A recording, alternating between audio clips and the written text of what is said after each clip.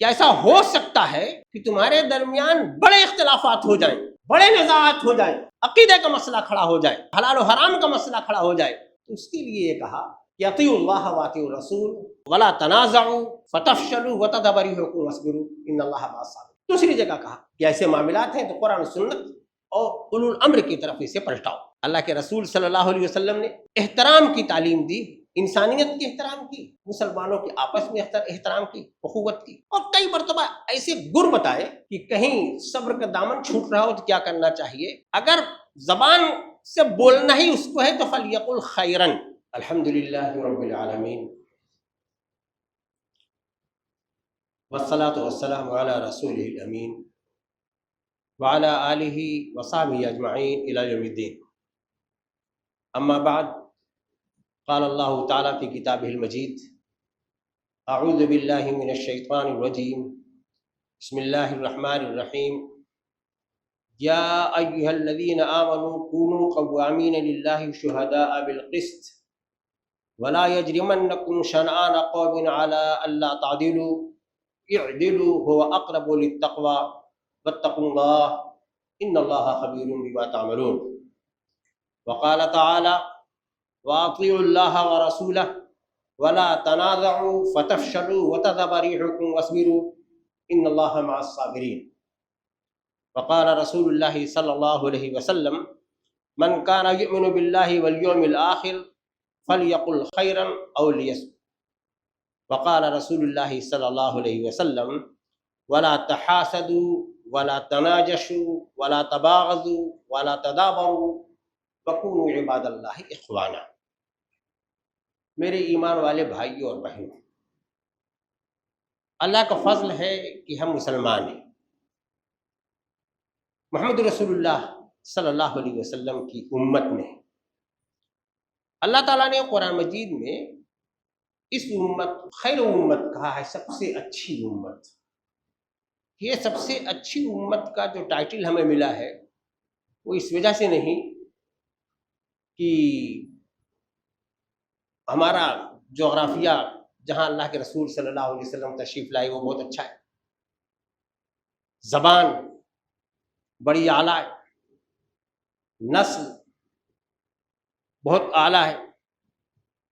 یہ لسانی، نسلی، جغرافیائی تفاخر کی وجہ سے نہیں، بلکہ اللہ تعالیٰ نے جو دین دیا، اس دین پر بنے رہنے کے لیے جو عقیدہ دیا، جو کتاب دی، جو رسول بھیجا، اور اس کا جو مقصد بتایا وہ عظیم ہے۔ اس کی وجہ سے ہم خیر امت ہیں۔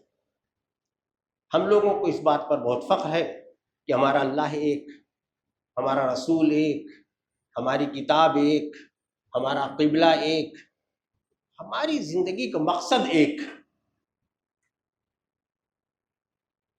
اور اس مقصد پر بنے رہنے کے لیے اللہ رب العزت نے تاکید فرمائی کہ قرآن کو مضبوطی سے پکڑے رہو۔ اللہ کے رسول صلی اللہ علیہ وسلم نے فرمایا قرآن و سنت کو مضبوطی سے پکڑے رہو گے، اسی پر بنے رہو گے تو کبھی گمراہ نہ ہوگے۔ ہم لوگوں کے پاس اپنی ایک زرعی تاریخ ہے، بہت روشن، بہت قابل فخر۔ جب تک مسلمان قرآن و سنت پر بنا رہا، بڑی بڑی طاقتیں اس وقت کی بڑی بڑی تہذیبیں اس کے سامنے جھک گئی۔ لیکن اسی تاریخ کا یہ بھی حصہ ہے کہ جب امت کے ہاتھ سے قرآن مجید کی رسی چھوٹی، رسول اللہ کا دامن چھوٹا، ہمارے یہاں فرقہ بندیاں آئیں، عصبیتیں آئیں، نفرتیں بڑھنے لگیں، اور آگے بڑھ کر کے لوگوں کو اسلام میں داخل کرنے کے بجائے اسلام میں جو داخل تھے ان کو کافر بنانے لگے۔ تو پھر امت کی عظمت کا جو شیرازہ تھا وہ بکھر گیا۔ ہم آج جب دیکھتے ہیں دشمن کو، جو دین کے دشمن ہیں، وہ مضبوط سے مضبوط تر ہوئے جا رہے ہیں، اور ہم اپنی امت پر نگاہ ڈالتے ہیں تو ہم اپنے لوگوں کو دشمن بنائے جا رہے ہیں۔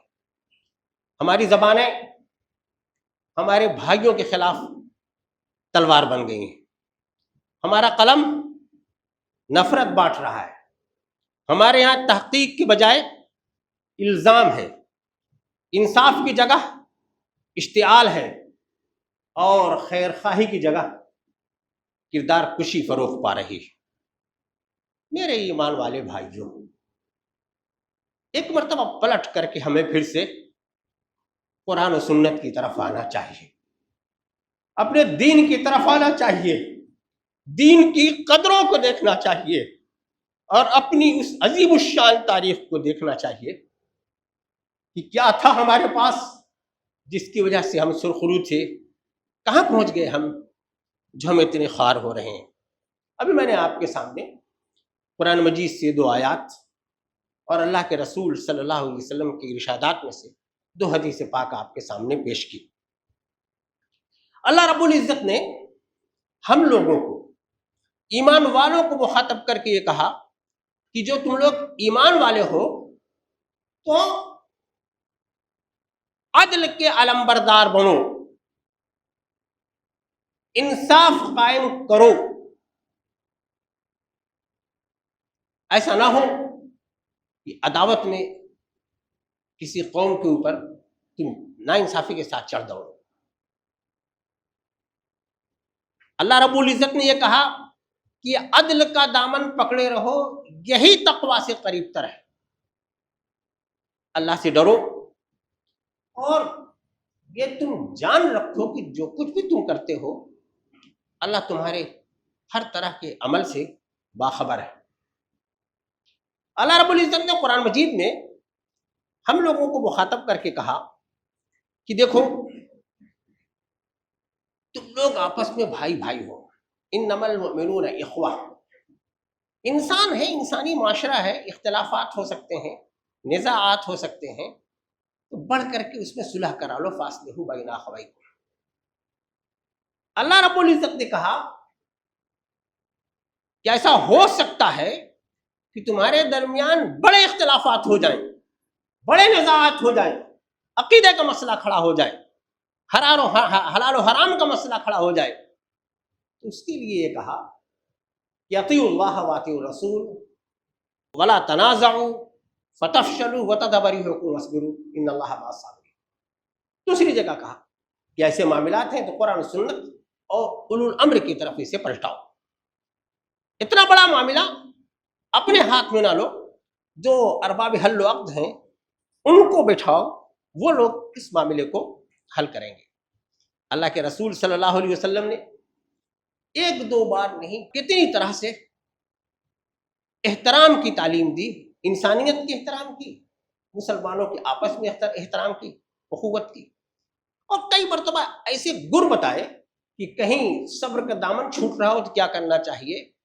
من کان یؤمن باللہ والیوم الآخر، اللہ پر جو ایمان رکھتا ہے، آخرت پر ایمان رکھتا ہے، کسی مشکل میں ہے، اگر زبان سے بولنا ہی اس کو ہے تو فلیقل خیرن، اچھی بات بولے، یا خاموشی اختیار کر لے۔ کتنے بار اللہ کے رسول صلی اللہ علیہ وسلم نے کتنی طرح سے یہ بتایا کہ تم لوگ بھائی بھائی ہو، دیکھو تمہارے اندر کوئی بغض و حسد نہیں ہونا چاہیے، تمہیں ایک دوسرے پر کسی طرح کی جو ہے رنجش تمہارے اندر نہیں ہونی چاہیے، تم لوگ اللہ کے بندے ہو، بھائی بھائی بن کر کے رہو۔ یہ آیات اور یہ احادیث ہم لوگوں کے درمیان بار بار آتی ہیں، ان کی تعلیم بھی ہوتی ہے، ان کی تذکیر بھی ہوتی ہے، اور اگر ہم انسان ہیں تو ہمارے درمیان اختلافات بھی ہوتے رہیں گے۔ ابھی پچھلے دنوں یہ ہوا، امام خامنائی شہید ہوئے، اس کے بعد ابھی اسی ہفتے ایک بہت بڑے عالم دین، بڑے عالم، بڑے محدث، بڑے فقیہ، ان کا انتقال ہوا۔ فطری طور پر انا للہ و انا الیہ راجعون نکلنا چاہیے، ایک ایمان والا گیا ہے اس کے لیے دعا کرنی چاہیے، مگر سوشل میڈیا پر ایک واویلا ہے،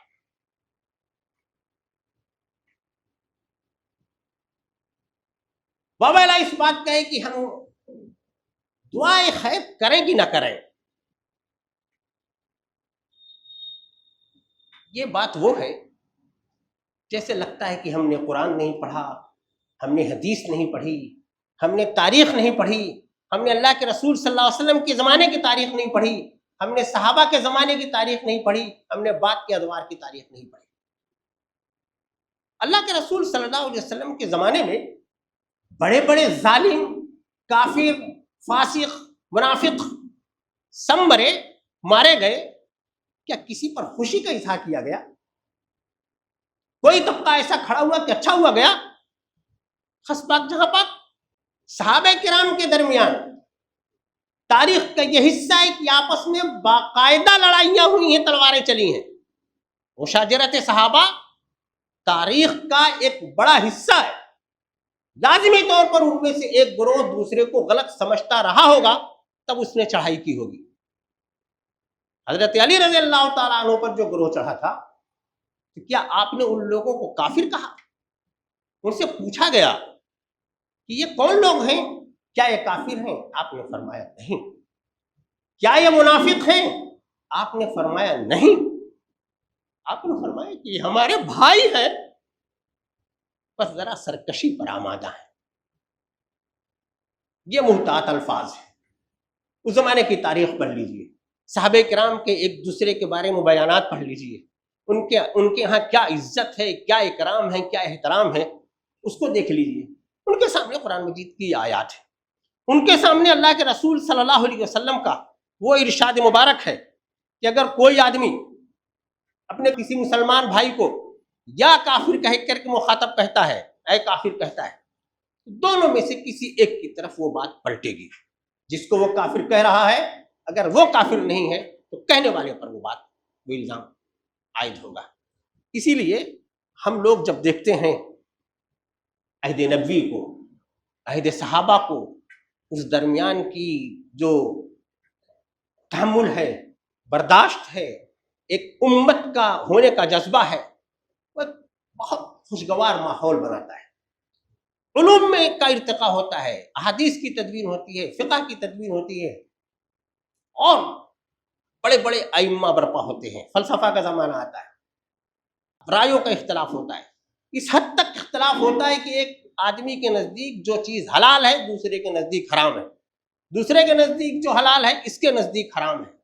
لیکن ان ائمہ کے درمیان کیا ہم لوگوں نے یہ سنا کہ حلال کو حرام کہنے والوں کو ان لوگوں نے کافر کہا؟ ان ائمہ نے ایک دوسرے کو برا بھلا کہا؟ بلکہ کیا کہتے ہیں امام شافعی رحمۃ اللہ علیہ، جو بات میں کہہ رہا ہوں میرے لحاظ سے یہ صحیح ہے، لیکن اس میں غلطی کا احتمال ہے. جو بات وہ کہہ رہا ہے میرے نزدیک وہ صحیح نہیں ہے، غلط ہے، لیکن اس میں صحت کا احتمال ہے، صحیح ہو سکتی ہے، وہ میری بات غلط ہو سکتی ہے. اس حد تک ان حضرات کے ہاں برداشت، تحمل، احترام تھا. میرے ایمان والے بھائیوں، یہ جو ایمان اور کفر کا مسئلہ اور ہر آدمی کے ہاتھ میں جو ننگی تلوار آ گئی، یہ کہاں سے آئی؟ یہ کس نے دیا؟ یہ قرآن نے تو نہیں دیا. اللہ کے رسول صلی اللہ علیہ وسلم نے تو روکا اور بار بار روکا، اس کے باوجود تلواریں چل رہی ہیں. حضرت علی رضی اللہ تعالیٰ عنہ کے زمانے میں خوارج جو کھڑے ہو گئے ان الحکم الا للہ کا نعرہ لے کر، انہوں نے کئی بڑے جلیل القدر صحابہ کو خارج کر دیا. لیکن وہ بہت تھوڑے لوگ تھے، باقی صحابہ، باقی تابعین سب ان کی مذمت کرنے والے لوگ تھے. الگ کر دیا گیا اس فرقے کو، اس کو تائید نہیں ملی، اس کو تقویت نہیں ملی. اس لیے یہ بے حد حساس مسئلہ ہے، اور اس کا فیصلہ فرد نہیں کر سکتا، افراد نہیں کر سکتے، کسی مدرسے کے مولوی صاحب نہیں کر سکتے. یہ قرآن و سنت کا ایک اتفاقی مسئلہ ہے. یہ قرآن و سنت کی طرف پلٹایا جائے گا، اور قرآن و سنت کا فہم گہرا درک رہنے والے راسخون فی علم جو ہے وہ اس بات پر فیصلہ کریں گے کہ کوئی فتنہ کھڑا ہوا ہے، بڑا فتنہ ہے، اسلام کے خلاف ہے، تو اس کی کیسے سرکوبی کی جائے گی۔ تاریخ میں ایسا ہوا ہے، ماضی قریب میں قادیانیت کے خلاف یہ ہوا کہ جب دیکھا کہ اس نے نبوت کا دعویٰ کیا، اس نے عقیدہ کے خلاف، اس نے قرآن کو بدل دیا، اس نے حدیث کو بدل دیا، تو نہیں کمپرومائز کیا جائے گا اس کے ساتھ۔ تو اولو الامر جمع ہوئے، انہوں نے اس بات کا فیصلہ کیا کہ کیا ہونا چاہیے، شرائط طے کی، ائمہ اہل سنت نے شرائط طے کی کہ کب کسی کو خارج از اسلام کہا جائے گا، کسی شخص کے کا قول یا فعل اس سے صریحاً کفر صادر ہو، اس پر اچھی طرح سے حجت تمام کر دی گئی ہو، اس کے تمام جو شبہات ہیں، تعویلات ہیں، ان کا ازالہ کر دیا گیا ہو، ان میں کسی طرح کا کوئی شرعی موانع موجود نہ ہو، تب جا کر کے یہ بات کہی جائے گی۔ ایک جس پس منظر میں یہ بات کہی جا رہی ہے، جو ان کی صلاحیتیں ہیں، عالمی سطح پر ان کے جو اثرات ہیں، ہم قیاس کر سکتے ہیں کہ اپنی صلاحیتوں سے، اپنے علم سے، اپنی تعلیم سے، اپنی تدریس سے، اپنی تقریر سے، اپنے اثرات سے ہو سکتا ہے بہت سارے لوگوں کو انہیں حلقہ اسلام میں لے آئے ہو، بہت لوگوں کو اسلام کی دولت سے بہرور کیا، بہت لوگوں کو ایمان کو مضبوط کیا، بہت لوگوں کو ایمان کے راستے پر لایا، بہت لوگوں کو جنت کا راستہ دکھایا۔ ہم ان کی جنت کے پیچھے پڑے ہوئے ہیں کہ کہیں یہ جنت میں نہ چلا جائے۔ میرے ایمان والے بھائیوں، قرآن مجید میں آیت پاک ہے، انما یرید الشیطان ان یوقع بینکم العداوۃ والبغضاء، یہ شیطان ہمیشہ سے یہ چاہتا ہے تمہارے درمیان دشمنی، عداوت اور بغض پیدا کرے۔ لگتا ہے کہ شیطان اپنا کام کر رہا ہے، قرآن اور سنت کی تعلیم تو یہ نہیں ہے۔ اس لیے میرے ایمان والے بھائیوں، بڑی مؤدبانہ التماس ہے، ہمیں اپنے حال پر غور کرنا چاہیے۔ ہمارا حال یہ ہے کہ ہر طرف چہار طرف جانب سے کفر ٹوٹا پڑ رہا ہے، الہاد کی، دہریت کی، اللہ کی انکار کی، اللہ کے رسول کی انکار کی ایک باڑھ آئی ہوئی ہے، مسلمان بھی اس طرف بڑھا چلا جا رہا ہے۔ ہمارے اندر یہ جو انتشار ہے، یہ اختلافات ہیں، یہ ہماری ہوا اکھڑی جا رہی ہے، جو قرآن مجید نے کہا تھا کہ جب تم لوگ ایسا اللہ اور اس کے رسول کو چھوڑو گے، نزاعات میں پڑو گے، تمہاری ہوا اکھڑ جائے گی۔ ہوا اکھڑی چلی جا رہی ہے، اور ہمیں اس بات کی فکر نہیں ہے کہ ہم کہاں مشغول ہیں، کیا کام کر رہے ہیں۔ اللہ رب العزت نے ہمیں خیر امت کا ٹائٹل دیا، خیر امت کا ٹائٹل دیا تو فریضہ بھی بتایا کہ ہمیں کرنا یہ ہے کہ بھلائی کی دعوت میں اپنی توانائی لگانی ہے اور منکرات سے روکنا ہے۔ تو ہمیں میرے بھائیوں قرآن و سنت کی جو بنیادی تعلیمات ہیں اس کی طرف پلٹنا چاہیے۔ ہمارے پاس جو وقت ہے، جو صلاحیتیں ہیں، جو توانائیاں ہیں، بہت تھوڑی سی ہیں، خالی اسی ایک فریضے کو ہم پکڑے رہیں تو بھی حق ادا ہونا اس کا مشکل ہے، وہ نہیں کر پا رہے ہیں۔ مثبت تعلیمات جو ہیں وہ نہیں ہو پا رہی ہے ہم سے۔ اتحاد کی جو تعلیم ہے، یکانگی کی تعلیم ہے، ایک امت کا جو تصور اللہ کے رسول صلی اللہ علیہ وسلم نے جسد واحد کے دیا ہے، وہ بنانے کے لیے جو کوششیں ہیں، اس کی جو ضرورت ہے، ہم وہ نہ کر کے اپنا وقت ان لاتعلم چیزوں میں لگا رہے ہیں، جس سے ہمیں بچنا چاہیے۔ ہمیں قرآن اور سنت کی جو بنیادی تعلیم ہے، اہل علم کی جو مستند رائے ہیں، ان پر ہمیں قائم رہنے کی طرف کوشش کرنی چاہیے۔ اس امت کو، امت مسلمہ کو خاص طور سے ضرورت ہے اتحاد کی، امن کی، خیر خواہی کی۔ اس کے لیے ہمیں مثبت جد و جہد کرنی چاہیے، کوشش کرنی چاہیے۔ جانے والا تو چلا گیا، اب اس کا فیصلہ اللہ کو کرنا ہے۔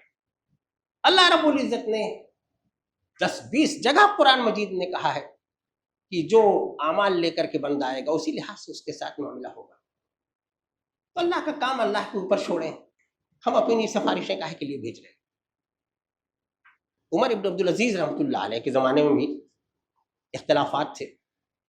تو آپ نے کہا کہ دیکھو یہ جو اختلافات ہیں، اللہ کے رسول صلی اللہ علیہ وسلم نے جو فرمایا ہے کہ اختلاف امتی رحمہ، ہماری امت کے درمیان جو اختلافات ہیں یہ رحمت ہیں، اس کا مطلب یہ ہے کہ جو رائیوں کا تنوع ہے، مسائل میں مختلف طرح کی رائے ہیں، تو ایک طرح سے یہ اللہ کی طرف سے رخصت ہے، کام میں سہولت ہے.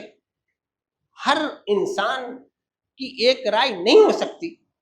انسان، ہر آدمی کا دماغ، ذہن، صلاحیت اللہ نے الگ کی ہے، تو اس کی رائیں الگ ہو سکتی ہیں، اور اس کی رائیں اگر اسلامی حدود سے باہر جا رہی ہیں تو اس کو سمجھایا جائے گا، بتایا جائے گا، اتمام حجت کیا جائے گا، راہ راست پر لانے کی کوشش کی جائے گی، اس کے لیے ہدایت کی دعا کی جائے گی. یہ سب کام ہیں جو قرآن اور سنت میں ہمیں ملتے ہیں. بحیثیت مسلمان ہم لوگوں کو یہ تکفیر میں جلدی بازی نہیں کرنی چاہیے. اگر ہم کر سکتے ہوں، ہم سب سوشل میڈیا پر ایکٹیو ہیں، اور سوشل میڈیا کا ہی یہ فتنہ ہے. ہم اپنے گھر میں، مسجد میں، مدرسے میں، سوشل میڈیا پر اگر ایکٹیو ہیں تو محبت کی زبان استعمال کریں، حکمت کی زبان استعمال کریں، اعتدال کی زبان استعمال کریں، حق کی بات کریں، حق کی طرف لانے کی لوگوں کو دعوت دیں. یہ کام ہے جو ہمیں بتایا گیا ہے قرآن مجید.